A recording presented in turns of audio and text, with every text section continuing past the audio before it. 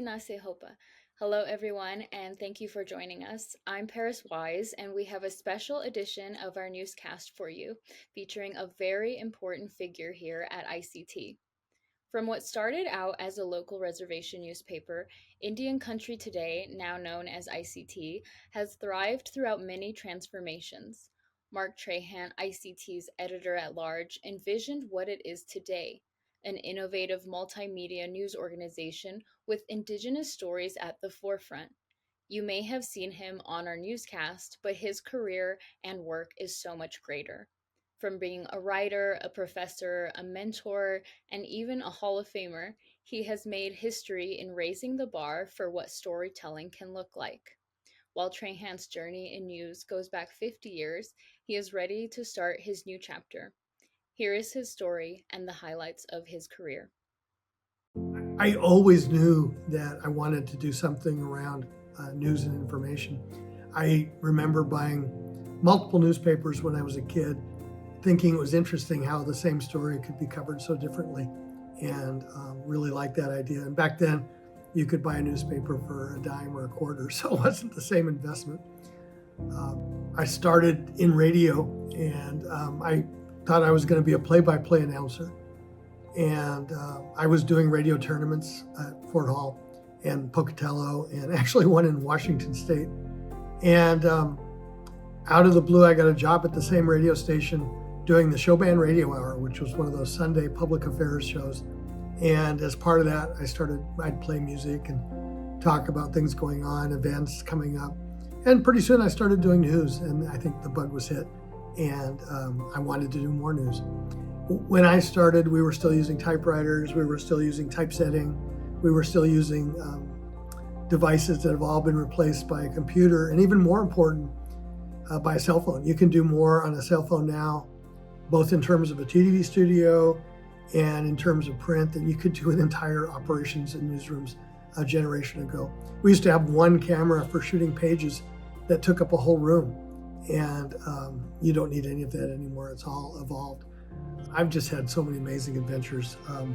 The most amazing one was I was speaking in a little town in southern Ontario, Kettle Point and Stony Point Reserve. And that night that I was speaking, one of the other speakers was Elijah Harper. And the night before that, he had been a member of the Manitoba Senate and voted against Canada's Constitution and brought the whole process down. And when he walked in the arena, that I'll just never forget, it was like a conquering hero. The place just erupted with excitement. And I was able to write about it for the Arizona Republic, where I worked at the time. Most of the hardships I've had in my career are more about trying to make sure that organizations have a future. It was really sad when we lost the Navajo Times, and we knew there were some issues with the election, and I thought I was going to be fired, but I was surprised because they shut down the whole newspaper, and that's something I didn't expect. When they brought it back after that, they brought it back as kind of a newsletter, and it eventually grew back to the Navajo Times, but it took several years before that happened. That was a hardship, no doubt. The practical side of that job, the hardship, was just distributing.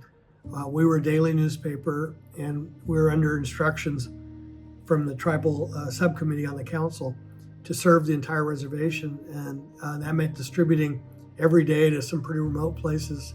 We did it with an airplane, which was hugely challenging and expensive, but it worked for a long time. I've had so much fun.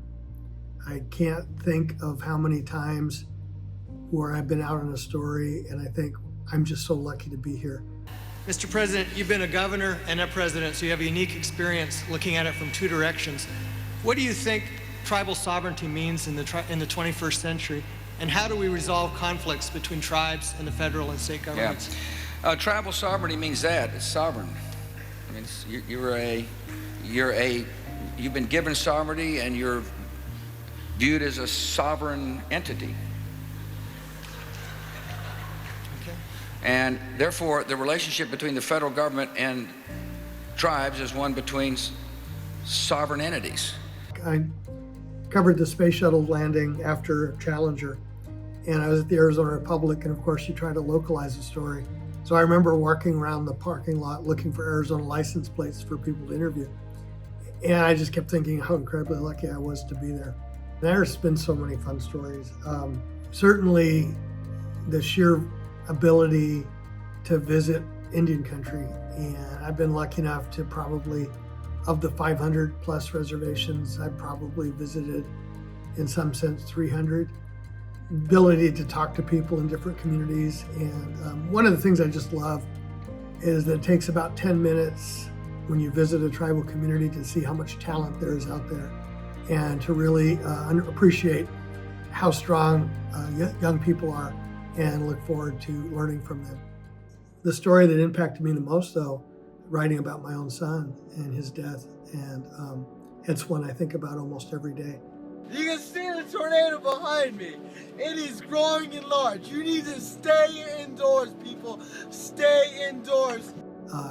It's hard to separate something that personal from what you do for a living.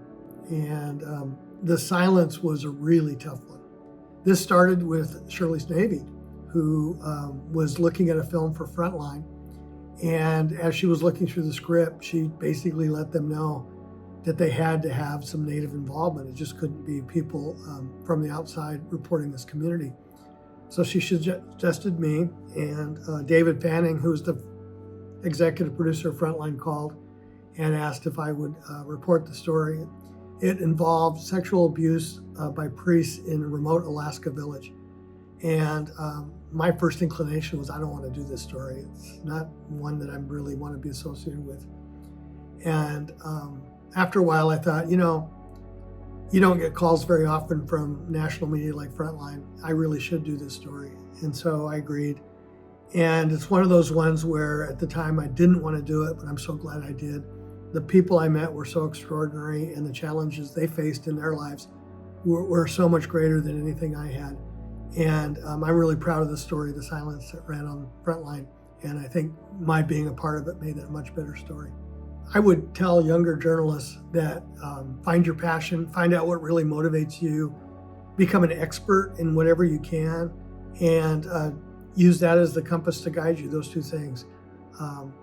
I like to joke that journalism for me is not like working for a living. And when you're out on a story, there's nothing better. You're just appreciating where you're at, the people you're talking to, learning from. And you get paid to learn every day. What could be better than that? I think of all the people who have jobs where they go to every day and they aren't inspired. And that's just never been the case for me. I love talking to people and learning from them, interviewing them, and building on that.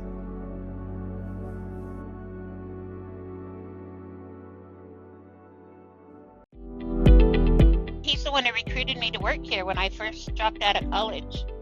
He's the one who talked me into being a reporter, because I told him, well, I don't have any training in it. And he says, well, you're a good writer, so that's good enough. We have a responsibility to our tribal people, and storyteller is part of our culture. And so it's kind of like we're just natural with it. And so he helped me realize that, we need to be ethical and honest and be persistent. 50 years of reporting means countless stories. From climate change's impact to nuclear weapons transport, Mark has seen it all. Mark takes us on a journey through some of the most memorable moments of his career, sharing the stories that left a lasting impact. I'm Mark Trahant, and I'd just like to talk about some of the stories I've worked on over the years. One of the, capstones to my ICT career anyway, is that we received a grant from the National Science Foundation to do work on climate change. And one of the communities I've been wanting to write about for a long time has been Quinault. Quinault is in a situation where the village of Tohola, which is really the tribal capital, has to move. It has storm surges, it's getting higher and higher at king tide. It's getting all kinds of real on-the-world ground applications to climate change. And we think about climate change as something coming down the road. This is right now. And that's just an important story, because how does a community even wrestle with the idea of moving somewhere else? And what does that mean? And how do you pay for it? And those are really great questions that I wanted to explore in this piece. It turns out after we posted it that other communities have been, and I think North Carolina is a good example of this, flooding is going to be a problem across the country, and how communities deal with flooding and climate change is going to be an ongoing issue that other communities are going to have to deal with soon. I think the classic example of where journalism fails is we write every day about people who are arrested and put into the judicial system, yet we hardly ever follow through on the outcomes, only the big cases. And there are so many people that sometimes get off, sometimes there are prosecution problems, sometimes there are different stories along the way that we just don't get to because we're so focused on the initial arrest rather than the whole process. I think that's a huge problem with journalism. And it's not just, I think we really wanted to show this over time because one, how the community deals with it. What are the pushbacks? What's going to happen a year from now when people say, I haven't paid for my house. I can't move. Even if you give me a new house, I have everything that I need. And those kind of stories take time to unfold.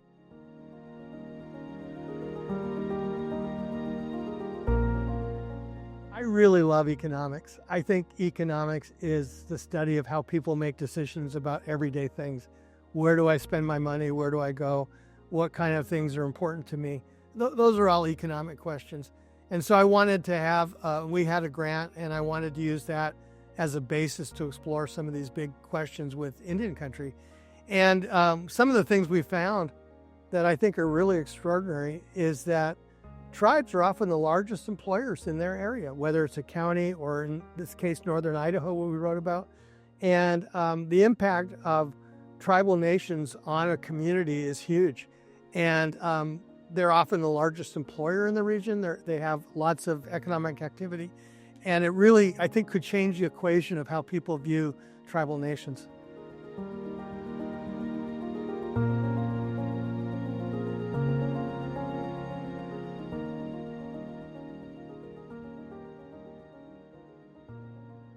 There's some just moments where you think, I'm so lucky to be here. And one that was just really crazy was when I worked for the Arizona Republic, I decided to follow H-bombs. And most H-bombs were assembled at that time at Pantex, Texas. And then they put them on trucks and take them to Albuquerque, New Mexico, where they're shipped around the world. And so the idea was just to follow one and see where they go and what kind of interactions. So they go to McDonald's, what happens with these trucks travel. And it was interesting because we sat outside the gate at Pantex in a car with a photographer, and pretty soon there's this helicopter above. Well, first, then security came out and wanted to know what we were doing there, and we told them, and they said, you can't do that. And so we moved back a little bit, and it occurred to us they were watching us and going around us. So we rented a second car and had another car at the second gate. That worked for a great newspaper. We can afford this. And so we had two cars so we could get them out either way. And then this helicopter showed up circling around, and I knew that the Air Force had more resources than we did.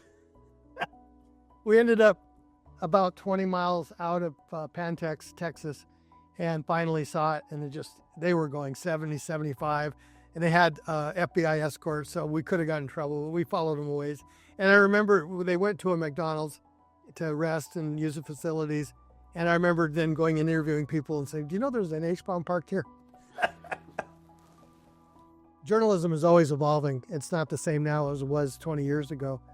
And I have great faith that young people will figure out what that means and how to tell stories about things going on.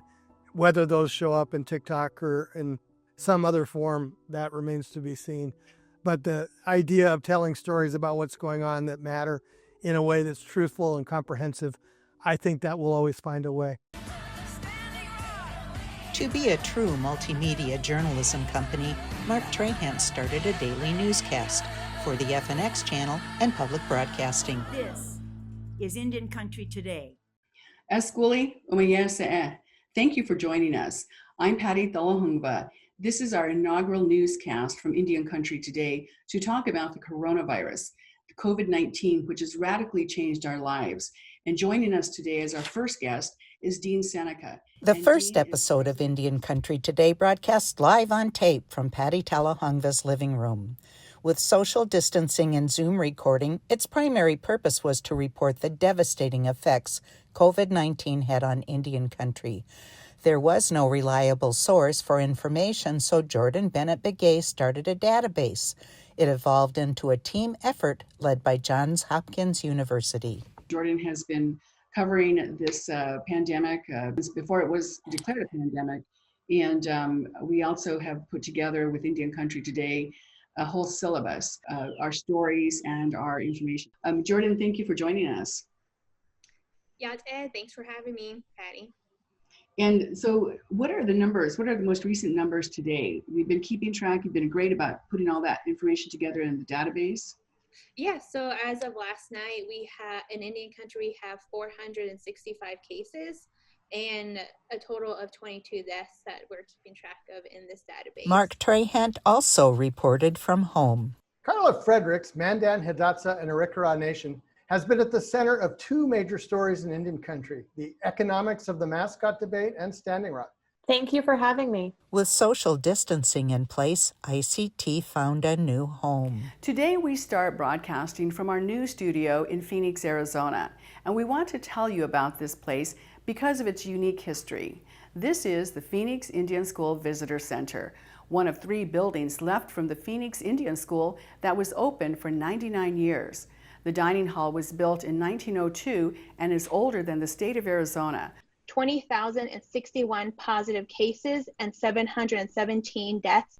We will remember 2020 as a year when we lost so many of our people. Of course, not everyone who died this past year was a victim of coronavirus. It just seems that way. Now that it's near the end of the year, we say goodbye to Hank Adams. Adams was a genius. He was the architect of so many of Native victories, including fishing rights. We thought the pandemic was over, so the studio moved again. Thank you for joining us. I'm Mark Trahant. We had hoped to show you our new studio today here at Arizona PBS and Arizona State University. But if the pandemic has taught us anything, it's this: be ready to adapt. We had a COVID-19 test positive last week, and now we have new plans. So we're beginning this broadcast the way we did a year ago, in a living room. Indian Country Today rebranded as ICT. We brought you a daily newscast from Arizona PBS from March 2021 until this fall.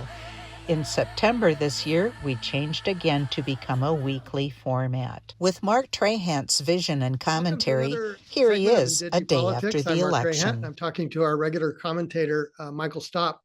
And I just want to say this from the beginning, that you really saw this one coming. And a lot of us were really wrong about the outcome Tuesday night, but you had this wired. Maybe what led you to that? Well, thanks, Mark. I appreciate you having me back on here to talk a little bit. It really came down to what I was hearing coming out of the Harris-Walz campaign. I thought their messaging was off. I didn't think they were addressing issues. The ICT Newscast continues to be broadcast on FNX and nearly all PBS stations. It's on YouTube and ICTnews.org. We'll ask Mark to share his wisdom with us from time to time. Until then, for ICT, I'm Shirley Snavy. Mark's experience, what he's done, is really amazing. I mean, he has been kind of a bridge, I think, for Indian country in terms of the stories and everything, and the digital world, I give him a lot of credit for really kind of putting us on the map nationally. I'm sure he's been, or is, very inspirational for younger Native people coming along that want to do that kind of work. A part of Mark's legacy is about uplifting the next generation. Jordan Bennett Begay, ICT's executive editor, is a product of that mission. Mark brought her on as a reporter 7 years ago, and she now leads the newsroom as the youngest and first female in that role. Here's our conversation on her journey and storytelling. Jordan, thank you so much for joining the show in honoring the many contributions of Mark, who has not only been a boss, but a mentor to you. Can you tell us about the early stages of when you first met and working together? I was sharing with staff internally that the first time I met Mark was actually, I think, 2 years before, maybe the year before he became my boss. I think with a lot of what we say, like, giants in journalism, you kind of expect them to be pretty flamboyant and just like talkative, but Mark is, I would say, the quietest Leo that I know. He was very, humble and very wise, and that's what I really enjoyed about getting to know him. And he was asking about grad school. Anyways, that was kind of like, I guess, the way I kind of met Mark in my first interactions with him. And we were in the NCI basement together. He was like right across my computer. You can see him, and I would just type and, start doing stories. And I always laugh because I'm like, he's kind of like the uncle I never had, uncle/mentor. And I feel like we're on the same page about a lot of things in news, because typically in a non-native newsroom, you have to, develop an entire pitch. Whereas when I was working with Mark quite a bit, I could say like 5 words and we already knew what the story was. So I didn't have to explain a lot. I like what you touched on in that, ICT is a place where we don't have to explain ourselves and we get to just go to work and do the stories that are very impactful to our communities. And it's amazing that Mark had that vision. How did that impact you in your career and guide you on your path? Anything I learned from him is really digging deep down in me and like asking myself, like, what is that vision? And taking it from my head to paper and sharing that with staff, right? And motivating them and inspiring them. And like he told me the day before I came executive editor, he was like, remember to be aspirational and also just to have fun. I thought I was all waiting for profound advice, but he's like, no, just be aspirational and have fun. And I was like, all right.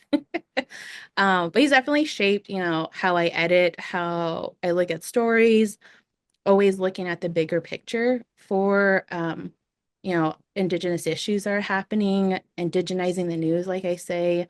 For example, taking like the presidential election and talking about how that's going to affect Native people, right? And finding the ways that's going to affect us. Yeah, you touched on something that definitely rings for me as a storyteller in like my career, and it can be very scary and daunting because it is all still new in terms of mainstream media, Indigenous news and Indigenous storytellers being at the forefront and breaking those stories. And I'm so motivated when it comes to like my community because I'll get comments from like elders who are like, hey, like I watch your show, I see you on the TV, and like that means a lot to me. And like that coming from an elder is like something really, really special. And that's something that keeps me going in my career to kind of face those fears. What's something that keeps you motivated in doing this work? I mean, it's just the same. I feel like it's kind of similar to you too. I am just as motivated when I hear those comments. I very much love like interacting with the community. So when I go to, events around DC, I hear people saying like, oh, you guys do a great job. Or I watch somebody references the ICT newscast as like the Indigenous nightly news. And I was like, wow, that's an amazing comment. I love that. Yeah. Or like even hearing, from our political reporter, a New York Times reporter telling her that like we look to your news to understand what's going on Capitol Hill, which is a huge compliment, right? But also, I mean, just seeing, again, hearing from friends or colleagues, like, wow, you guys did such a great job. I mean, those really uplift me. And always just thinking my nieces and nephews and, back at home. I think that what's really when on hard days, I'm like, oh, I don't, it's because news can be tough, right? But I think about them and I think about our people in like 50 years and 100 years, right? Like, what do I want them to have a record of? That really motivates me. I love that. Speaking of the future generations, what would be your dream in Indigenous media for them in the future? Oh my gosh, I have so many dreams, Paris. Um, but in terms of like news coverage, I want to have different teams within our digital broadcast teams. So, I want to have a unit that focuses on missing and murdered Indigenous people and investigate some of those cases, maybe even cold cases too. A whole beat work focus on Native youth, another beat focus on elders and on language. Different type of like units or desks that focus on areas only specific to our communities, right? And then I guess a part of that too is also I want us to reach out to the community and do media literacy classes, because a lot of our people don't interact with media very often. So they don't know how a journalist acts or what off the record means, background, on the record, them being part of a story. What does that mean? What could it do to them, right? Not only before, but after, right? Because they're leaving a digital footprint of themselves and maybe they don't have an understanding of that, and kind of empowering them like, hey, you can also say no. There's so much more, but I mean, and all that, there's more to the dream and it's always changing. But so far, right now, that's what I want. Well, that's really exciting. And we're kind of in this like passing the torch moment. What are some stories that you've been really proud to have been a part of in your career? Oh man, that's like telling me to choose a favorite kid. I don't have kids, but I heard it's hard. I always say, our election night lives are really a fun part of my career because I never saw myself being part of broadcast. I love the COVID database that we started, and we handed it over to Johns Hopkins. I mean, that was something that just started out of curiosity, and people saw it to be very relevant. And I knew it was very relevant and needed because IHS couldn't do it. Another one was breaking the first Native woman in space, because I love astronomy. I was at the astronaut training facility in Houston, and I thought, I wonder when the first Native woman's gonna be going to space. And I just asked that as a question. And I was looking, I was like, I don't think there's been nobody. And lo and behold, I got the email from NASA. I was like, yes, yes to a 6-7 minute interview. Absolutely. Thank you so much for joining us, Jordan. Yeah. Thank you for having me. And that's a slice of our Indigenous world. For all the latest, visit ictnews.org. And from all of us in the newsroom, stay safe, my relatives.